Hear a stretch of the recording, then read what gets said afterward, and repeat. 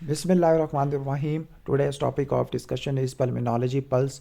तो जो most common ligand in case of cavity of TB तो एस्परजिलोसिस होती है, यानी टीबी की कैविटी में एस्परजिलोमा राइज कर सकता होता है। Most common organism of cystic fibrosis staff aureus होता है, और अडल्ट में आपको सूडोमोनास होता है, बच्चों में स्टाफ ऑरियस होता है। ओनली नमूनिया विद हाइपोनाट्रीमिया, तो वो लीजोनीला होता है और डायरिया भी करा देता होता है। और इसके लिए ड्रग कौन सी है? क्लैरिथ्रोमाइसिन और रिफेम्पिन है। पल्मोनरी एब्सेस के लिए मोस्ट कॉमन जो ऑर्गेनिज्म होते हैं वो स्टाफ ऑरियस होते हैं। इसके अलावा क्लैप्सिला आता है। ऑपरेशन और मल्टी ड्रग है जो कि रेजिस्टेंट है टीबी से। कैसे मैनेज करोगे? सेकेंड लाइन ड्रग दोगे 18 महीनों तक। सेकेंड लाइन में आपकी स्ट्रेप्टोमाइसिन, इथियोनामाइड, एमिकैसिन, कैप्टियोमाइसिन और कैनामाइसिन आ जाती है।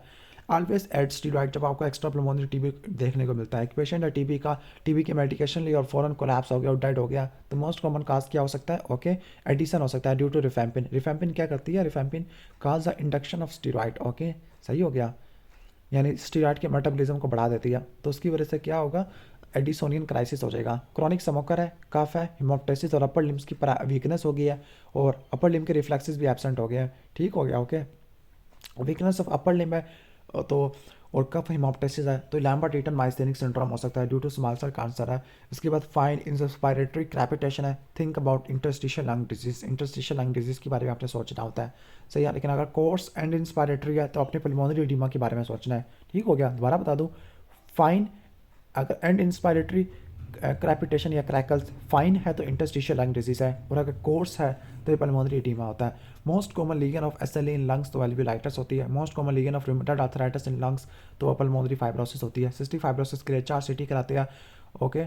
और ब्रोंकिटिस के लिए भी करते होते हैं, लेकिन सिस्टिक फाइब्रोसिस के लिए आप स्वेट क्लोराइड टेस्ट कराते हैं, 60 से ज़्यादा होता है।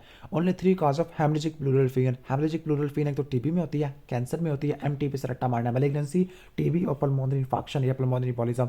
पल्मोनरी बॉलिज्म में जो इन्वेस्टिगेशन और चॉइस होती है वो सीटी एंजियोग्राफी होती है। Most common ECG abnormality sinus tachycardia होती है जब भी कोई फीमेल शॉर्टनेस ऑफ ब्रेथ के साथ आएगी, और नॉर्मल चेस्ट एक्सरे और रेस्पिरेटरी एल्किलोसिस है तो सबसे पहले आपने पल्मोनरी बॉलिज्म को रूल आउट करना होता है। ऑलवेज चेक एक्सुडेटिव प्लूरल फिन, एसएलई में, रूमेटॉइड आर्थराइटिस में और एक्यूट पेंक्रेटाइटिस में ट्यूरल इन्फ्लेमेशन आना।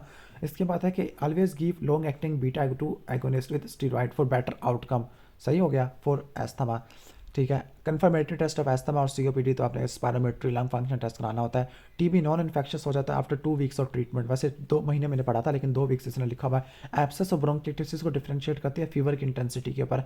एब्सेस में फीवर ज़्यादा होगा, ओके ओके, और ड्यूरेशन ज़्यादा होगा ब्रोंकिएक्टिसिस में। इसके बाद काइफा स्कोलियोसिस होता है, टाइप 2 रिस्पिरेटरी फेलियर करवा सकता है, ओके। आपने 24% ऑक्सीजन देनी है, ओके। इसके बाद है कि FEV1 over FAC only decrease in COPD and asthma. Drug resistant TB है तो फर्स्ट लाइन से आइसोनियाजोल रिफेम्पिन से रेजिस्टेंट होता है।